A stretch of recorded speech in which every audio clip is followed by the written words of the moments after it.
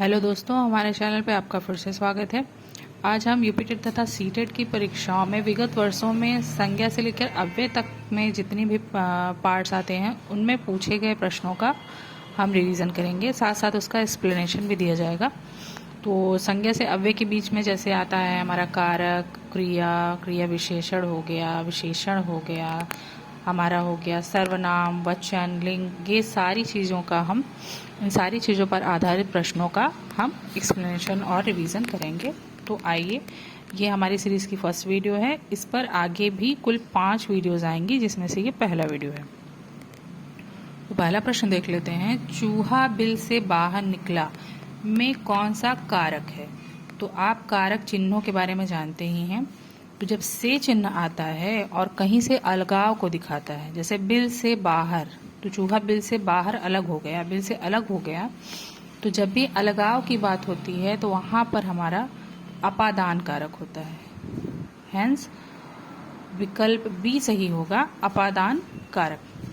पेड़ से बंदर कूदा, वाक्य में कौन सा कारक है? यहाँ भी पेड़ से बंदर कूदा, तो बंदर पेड़ से अलग हो रहा है, तो यहाँ पर भी हमारा अपादान कारक है। तीसरा प्रश्न है, बुद्धिहीन शब्द व्याकरण की दृष्टि से किस संवर्ग में है?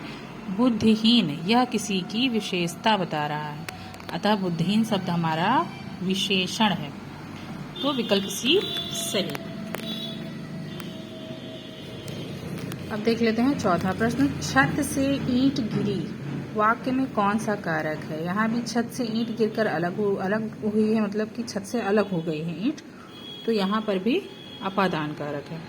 पांचवा प्रश्न है, निम्न में से पुल्लिंग शब्द है? तो हिंदी भाषा में 2 प्रकार के लिंग होते हैं, पुल्लिंग और स्त्रीलिंग। तो हम एक वाक्य बना लेते हैं इन शब्दों से, तो हमको पता चल जाता है किस प्रकार कौन सा पुल्लिंग है और कौन सा स्त्रीलिंग है। जैसे रात हो गई, तो यह स्त्रीलिंग है। बात की गई, यह भी स्त्रीलिंग है। गीत गाया गया, तो गीत हमारा हो गया पुल्लिंग। मात, उसे मात मिल गई या मात दी गई, तो ये भी स्त्रीलिंग है, अतः ये सी हमारा जो है गीत, यह पुल्लिंग शब्द है। छठवां है, राम ने सुरेश के साथ मित्रता का निर्वाह किया, इसमें भाववाचक संज्ञा है। तो भाववाचक संज्ञा आप जानते हैं, मित्रता हो गया, दुश्मनी हो गया, बुढ़ापा हो गया, बचपन हो गया, ये सारे शब्द जो हैं भाववाचक संज्ञा में आते हैं, इसलिए छठवां का विकल्प डी, भाववाचक संज्ञा क्या हो गई? मित्रता। मेरा घर इसी शहर में है में कौन सा विशेषण है? मेरा घर इसी शहर में है, तो इसी शब्द में यहाँ पर सार्वनामिक विशेषण है, इसलिए विकल्प भी सही है। कर्म कारक का चिन्ह है, तो कर्म कारक का चिन्ह होता है को। आप सारे कारकों के चिन्ह एक बार देख लें, ताकि आपको कारक पहचानने में आसान रहेगा। जैसे यहाँ पर कर्ता कारक का चिन्ह ने, कर्म का को, करण कारक का से के द्वारा, संप्रदान के लिए को और के लिए, अपादान का चिन्ह है से अलग, जहाँ पर अलगाव दिखाता है। संबंध कारक का चिन्ह है का, की, के, रा, री, रे। अधिकरण कारक का चिन्ह है में, पर। संबोधन कारक का चिन्ह है हे, अरे। तो इस तरह ये सभी कारकों के चिन्ह हैं, आप ध्यान से एक बार देख लीजिए। अब हम फिर से अपने प्रश्नों पर चलते हैं। आठवां प्रश्न था, कर्म कारक का चिन्ह हो गया को। बाजार से किस संज्ञा का बोध होता है? तो बाजार कई दुकानों का समूह है, इसलिए यहाँ पर बाजार में किस संज्ञा का बोध होता है? समूहवाचक संज्ञा। 10वां प्रश्न है, निम्नलिखित में से कौन गुणवाचक विशेषण नहीं है? अर्थात गुण को कौन नहीं बताता? तो यहाँ गोल एक प्रकार का गुण है, नुकीला भी एक प्रकार का गुण है, अधिक यह परिमाण बताता है, अधिक, कम, ज्यादा, ये सारे शब्द परिमाणवाचक विशेषण में आते हैं, और भीतरी, गोल, नुकीला, ये सभी गुणवाचक विशेषण हैं। अब हम देख लेते हैं 11वां प्रश्न। मुख्य क्रिया के अर्थ को स्पष्ट करने वाली क्रिया होती है, तो यह सीधे सीधे सहायक क्रिया की परिभाषा है कि मुख्य क्रिया के अर्थ को स्पष्ट करने वाली क्रिया को हम सहायक क्रिया कहते हैं। 12वां प्रश्न है, लड़का पेड़ से गिरा, यहाँ पर भी अलगाव दिखा रहा है और से चिन्ह भी है, तो 12वां प्रश्न में कारक होगा अपादान कारक, विकल्प सी। यहाँ पर विकल्प सी सही है, अपादान कारक। 13वां प्रश्न है, लोगों ने शोरगुल करके डाकुओं को भगाया। उपरोक्त वाक्य में कारक बताइए। शोरगुल करके डाकुओं को भगाया, तो यहाँ पर चिन्ह आ रहा है को, तो यहाँ पर भी 13वां में विकल्प डी सही है, कर्म कारक। महात्मा गांधी में अमूल्य गुण थे।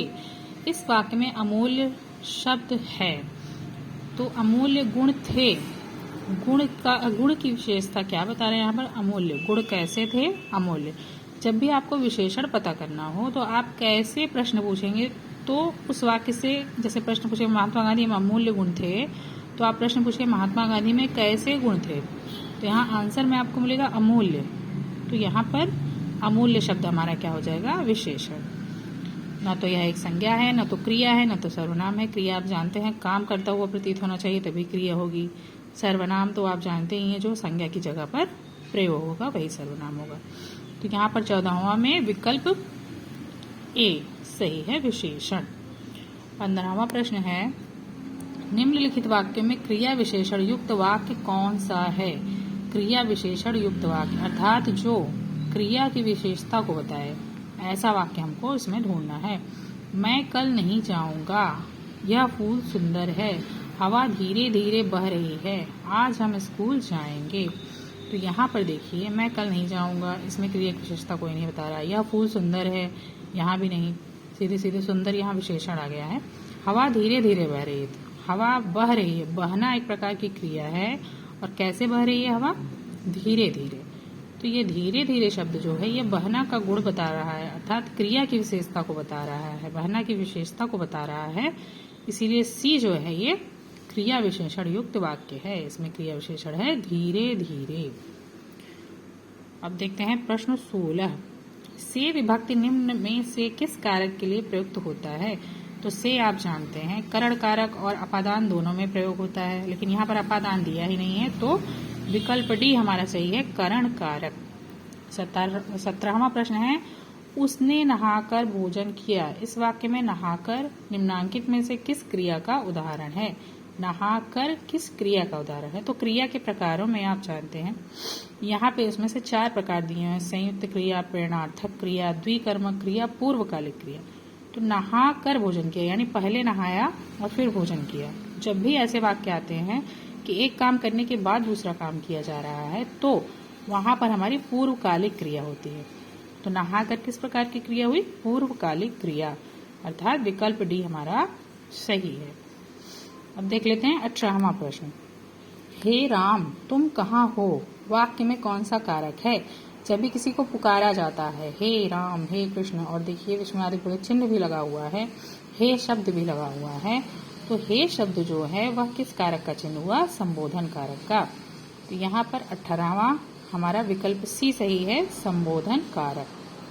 19वां प्रश्न है, बुढ़ापा शब्द में कौन सी संज्ञा है। बुढ़ापा, मित्रता, बचपना, ये सारे शब्द जैसे हम आपको बताए पहले ही कि इन शब्दों में हमारी भाववाचक संज्ञा होती है, अतः 19वां का विकल्प बी सही है, भाववाचक संज्ञा।